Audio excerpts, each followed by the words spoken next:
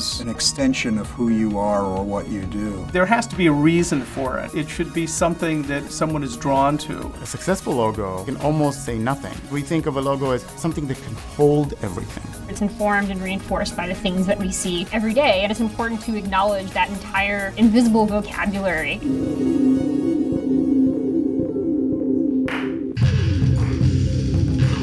Logos go back to deep antiquity. It was a single image of something that was used as an expression of the individual. They represented a thought, an idea, or even a product, perhaps.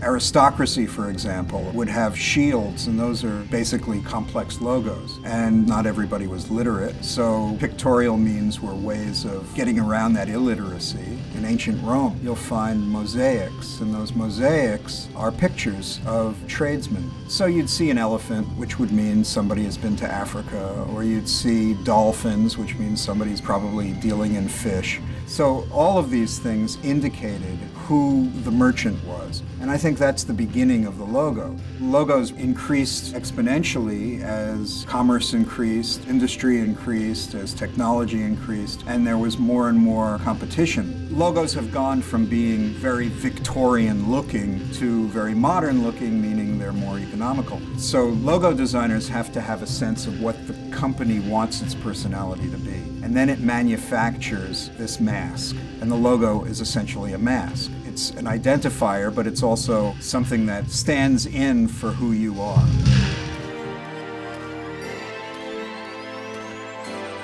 A great logo is memorable, it's appropriate to the brand, and it's simple so it can work everywhere and look the same in every situation.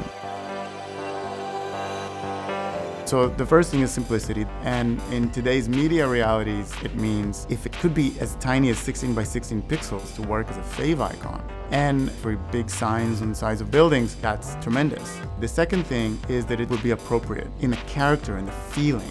If you look at the Smithsonian Sun and you say, is that appropriate for an institution that has all these different galleries and museums? And then you start thinking, okay, does it look too corporate? No, it doesn't. Does it look too commercial? No, it doesn't. That is kind of what we ask ourselves when we look at a mark and say, is this right for them? And then the last thing, it should be memorable. And often it's something awkward. Often it's something that throws off a balance. And a good example is Mobil, that was done by Geismar, my partner. He designed these letters that are based on geometry, and the simple change of the O to red made it just burn into your mind. When a design fulfills these parameters, with time it will build equity and it will build recognition. And we're looking for something that will look fresh for a long time.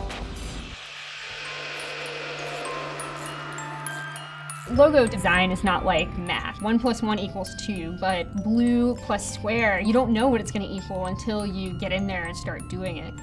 I like to have one idea that I really believe in and the client really believes in, and I like to iterate the hell out of it. For example, in the Off-Book project, we probably ended up making 40 different versions of the logo before we ended up with the final set.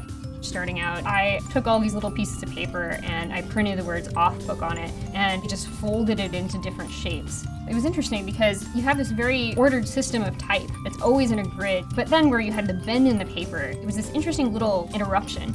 And so I brought these printouts into my scanner and started emulating that little interruption and sort of move it or wiggle it. And so the resulting image would have these different lines and distortions in it.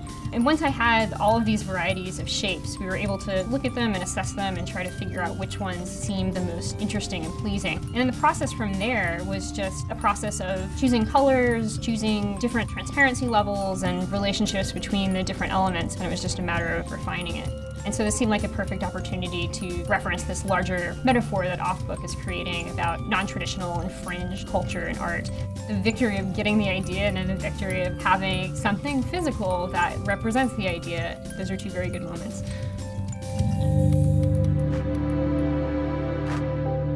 Logo design should be timeless.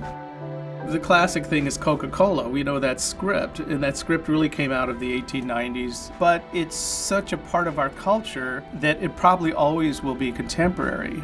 Back in 1975, I took Gutenberg Bible lettering and made it look like a car mark, put a bevel on it, and it looked very sinister with an Almaid Denver Blue Oyster cult. So when I was asked to do the AC/DC logo, one of the versions I came up with was based on that Blue Oyster Cult lettering. And it kind of became the cliche for the heavy metal thing.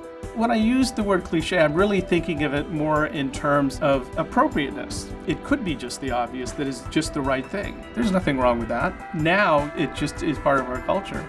If a logo has been working and is recognizable and a company has spent millions of dollars to promote it, there's probably very little reason to redesign that logo. It is a fashion business. There are styles that change and typography that changes and images that change. But what you want is you want your audience to see this and it will remind you of that entity. That's when a logo works. That's when it becomes timeless. We need the logos so that people will be cued into who we are and what we do. The world has evolved, the technology has evolved, but in fact our approach has been constant. It should be simple, it should be well drawn, and should be interesting. A logo can't express everything, but it should definitely express the thing that's the most important, the thing that needs to be expressed.